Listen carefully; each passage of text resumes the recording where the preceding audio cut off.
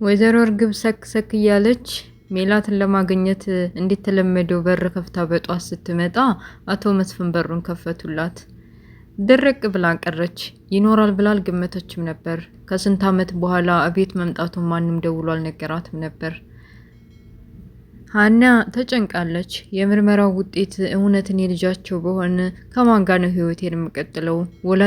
ወላጆች ከተባሉ ሰዎች ጋር ነው ወይስ አሳድጎን እዚህ ደረጃ ካደረሰኝ አባዬ ጋር እያለች ትጨነቃለች። ሰላም አለይኩም ወራህመቱላሂ ወበረካቱ። ውድና የተከበራችሁ የመሪም ኤንድ ማይ ብሮ ቤተሰቦች ሙስሊም ክርስቲያን ወገኖቼ በያላችሁበት ሰላም ብያለሁ። ለቤት አዲስ የሆናችሁ ሰብስክራይብ ማድረጋችሁ እንዳትረሱ፣ ነባሮች ደግሞ ላይክ ሼር አድርጉ። የኖላዊ ፊልምን ይዤላችሁ መጥቻለሁ። አብራችሁ ይቆዩ።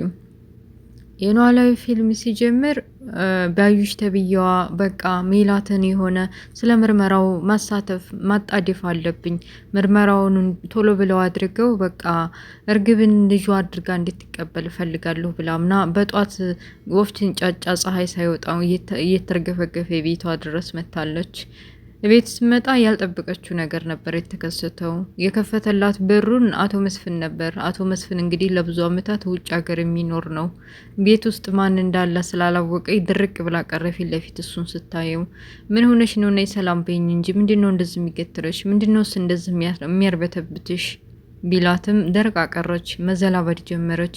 ምንም ሳትል እርግብንም ሳታገኝ ሜላትንም ሳታወራ በቃ መሄድ አለብኝ ቢላ ቸኩላ አታጣድፋ የምታወራውን ምንም ሳታቅ ማንንም ሳታገኝ ወጥታ ሄዳለች። እሱም ገርሞታል። መሆኗ ነው ባዩሽ እንደዚህ ቀይር ብላ ሰላም ሳትል እንኳ ቁጭ ብላ የወጣችሁ እያለ ነበር።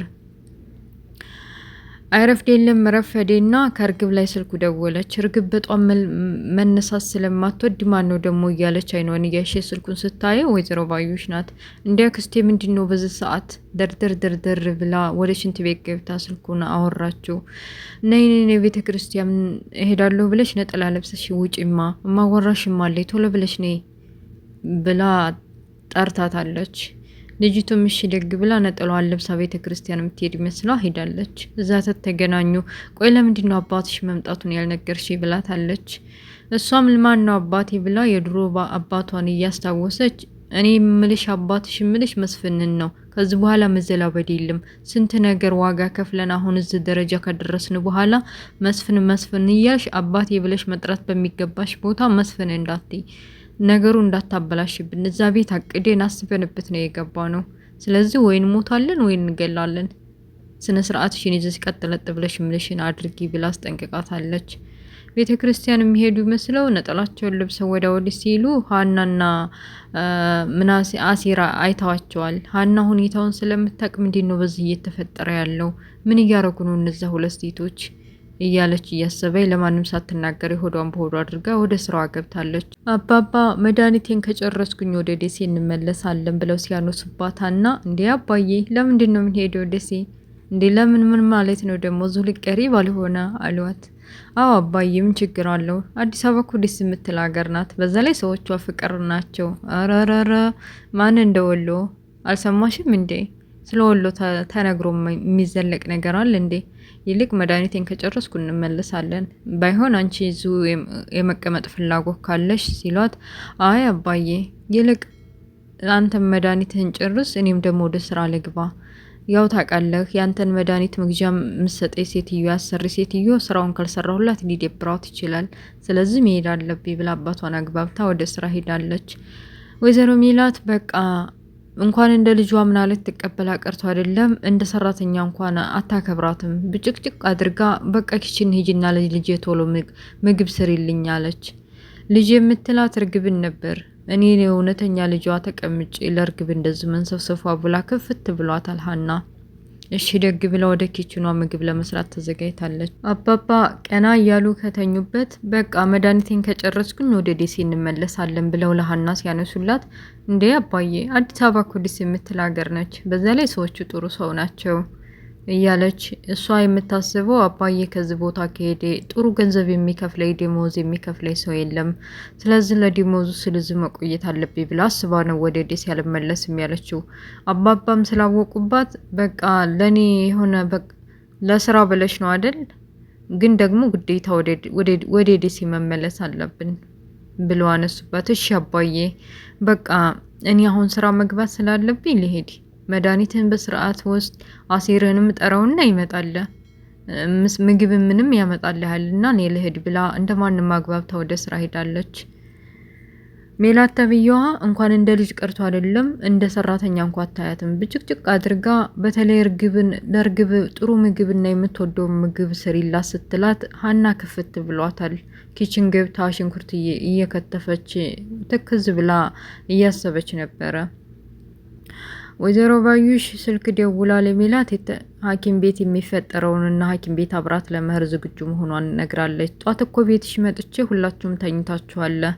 አቶ መስፍን መምጣቱንም ደግሞ አልነገራችሁኝም። እንደገና ደግሞ ባሌ ስልክ ደውሎብኝ ነበርና ሰላም ሳልልሽ ወዲያው ተመልሼ ወጣሁኝ አለቻት። እሷ ስላ መስፍንን አይተው ነው ቶሎ ብላ የተመለሰችው። ባሌ አንዴ የደበደበኝ አንዴ በጥፊ መታኝ፣ እሱ ደውሎብኝ ነው በፍጥነት ሰላም ሳልልሽ የሄድኩት ብላ ዝም ብላ ትዘላብዳለች። ሜላትም ስላመነቻት እሺ ደግ ግን ደግሞ ለምርመራው ውጤትም ለመቀበል ከጎኔ ትቆሚያለሽ ብዬ ነበር ስትላት እሺ ችግር የለውም አብሬ እመጣለሁ እዛው እንገናኛለን ሐኪም ቤት ብላ ስልክ ተዘጋጋች። ሰላምዬ አባትና የእናቷ ነገር ግራ ገብቷታል። በመካከላቸው ምን አይነት መጥፎ ነገር ቢፈጠር ነው እንደዚህ ልዩነት በቃ የመለያየት? በተለይ ደግሞ እናቴ አባቴን ያለመቅረብ ፍላጎት የማይባል ለምንድን ነው እያለች እያሰበች ነበር። አባቷ ውጭ ሀገር እንደለመደው ዱብ ዱብ እያለ ስፖርት ለመስራት ሳሎን ስታየው እንዴ አባዬ በዚህ እድሜ ምን እያረክ ነው? ስፖርት ነዋ። ይልቅ አንቺም የስፖርት ልብስሽን ልበሽና ተከተይኝ። ስፖርት ብቻ ለአንድ ሰው አይሆንም፣ አብራችሁ ይስሩ። ወንድምሽም የለም፣ ሀናም ሁሉም ተኝተዋል። በቃ ይሄ ቤት ሰነፍ ነው የሞላው። ለምን እናቴ ጋር ስራም አባዬ ሀኔ ሜላት ጋር የማይሆን ነገር ነው። ሰው ጥራ ቢሉት ራሱ መጣ አሉ እያለ ተረተባት። ምክንያቱም ሜላት ጋር እንኳን አይደለም ስፖርት ለቀላል እንኳን ንግግር በትንሽዬ ነገር ንግግሮችን መፍታት አቅቶናል ብሎ አስቦ ነው። በላባዬ እኔም ስፖርት አልወድም፣ እግሬ ይሳሰርብኛል፣ አንተ ወጣ ብለህ ዱብ ዱብ ብለህ ተመለስ እያለች ወደ እናቷ ክላስ ገባች። እናቷ ክላስ አባቷ ጋር የተፈጠረውን ነገር በግልጽ ለማውራት እየታገለች እናቷ እኔና አባትሽ በጭራሽ ሁለተኛ ድጋሚ ሞት እንኳ ቢመጣ አንገናኝም ማለት አንጋባም፣ አንመላለስም ብላ እርቅጩን ነግራታለች። ምን ባረግ ይሻላል አባቴና እናቴ ባንድ እንዲሆኑ እያለች እያሰበች እናቴ እውነትም ተስፋ ቆርጣለች እያለች ነበረ። ከዛ ሰላምዬ በቃ ሀናን ምርመራው ውጤት ቢመጣ እህቴ ከሆንሽ እሰየው፣ ካልሆንሽ ደግሞ የኔና ያንቺ ግንኙነት እንደዚሁ ይቀጥላል። ምንም ይሁን ምን እኔና አንቺ መሀል ምንም የሚፈጠር ነገር የለም። ስለዚህ ምንም የሚቀየር ነገር የለም። ከእህቴ ከሆንሽ ግን ደስ ይለኛል እያለች ምንም ቢፈጠር በመካከላቸው ምንም የሚቀየር ነገር እንደሌለ እርግጠኛ እያረገችላን ነው። ሀኒም እሺ አንቺ ከተረዳሽኝ ይበቃኛል፣ ለማንኛውም አመሰግናለሁ። ምርመራ የምናደርገው አባዬ አለበት ሐኪም ቤት ከሆነ አባዬንም በዛው ሰላም ትይዋለሽ እና በዛው ምርመራ እናደርጋለን ብላ እሺ ደግ ተባብለው ተሰናብተዋል። በሚፈጠረው ነገር ግራ ገብቷታል ሀኒ። ማለት የምርመራው ውጤት እኔ ልጃቸው ነኝ፣ ትክክለኛ ልጃቸው እኔ እነሱ ጋር ልኖር ነው ውጤቱን ከመጣ በኋላ ወይስ አባዬ ጋር ልኖር ነው? ምንም ቢሆን አባዬ እዚህ ድረስ ነው ያደረሰኝ፣ አሳድጎኛል፣ ከዛ አንስቶ እዛ አድርሶኛል። ስለዚህ አባዬን ነው እንጂ የሚፈለገው ቢሆን ከባድ ነው የሚሆነው። ግን ደግሞ እርግብ ተብዬዋ ወይ የምርመራውን ወረቀት ቀይራ ወይ የሆነ ነገር ተፈጥሮ ልጃቸው ባልሆን እንደው አንዳንዴ የሆነ ታሪካችን ተደፍኖ እስከ መጨረሻው ቢቀር ይሻል ነበር እያለች እየተጨነቀች አባቷ አቀውባታል። ምንድን ነው እንደዚህ የሚያስጨንቅሽ? የተጨነቀች ትመስላለሽ ብለዋታል። አባዬ ዝም ብለ ጸልይልኝ፣ እኔ ዛሬ የሆነ ጭንቀት ውስጥ ላይ ነኝ። ምን ሆነሽ ነው? ለምንድን ነው? እንዴት ነው እንዳትለኝ፣ ዝም ብለ ብቻ ጸልይልኝ ብላ አቅፍ አድርጋ ስራቸው ገብታ አለቀሰች። ወይዘሮ ባዩሽ ግዴታ ሐኪም ቤት አብሬሽ መሄድ አለብኝ፣ አንቺ የሆነ ነገር ሳትብሎሽ ነገሩን ሁሉ ታበላሸዋለሽ፣ ይመጣለሁ ብላታለች እርግብን። አይደርስ የለምና ሐኪም ቤት የሚሄዱበት ሰዓት ደረሰ። ሰላምዬ የሀናን አባት ሰላም ለማለት ወደ ሐኪም እሱ ወዳሉበት ክላስ አምርታለች። ስታዩ ሰላም ካሉ በኋላ የኔ ልጅ ምን ሆነች ጠፋሽ?